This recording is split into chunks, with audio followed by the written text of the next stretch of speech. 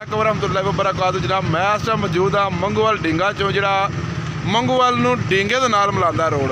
कुछ अरसा पहला यह रोड बनया जनाब, मतलब चंद दिन पहले ही, तो ये नाल जी टैफ्टर लगी सी नीवी हो गई सी। दुकानदारों बहुत जो परेशानी का सबब बनता है, जोड़े गाहक होंगे हैं परेशान हो जाते हैं। गाहक जो गड्डी से रोड पर खलवाता ही, सारी ट्रैफिक जाम हो जाती सी। ਉਹਦੀ वजह सारे दुकानदार अपनी मदद आप दे तहत जो जनाब टैफ टायल पट के ते मिट्टी जो पान लग पे ने।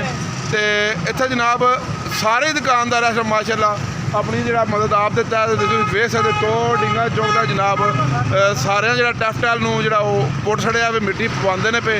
अगर मैं तुहानू ढींगे की साइड तो विखावां तो इधर भी जो देख सकते हो कि तोड़ तक जनाब जो लगे टैफ टायल जो पटते हैं पे। अपनी साडा जो आप उच्चिया पे करते हैं अपनी मदद आप दे तहत।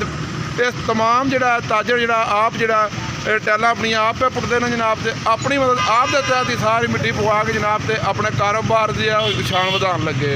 नाल जो आसन भाई भी इतने मौजूद ने, इतने नाल निक्का ठीया लाते अपना सब्जी का अपना रोजगार ना बनाया।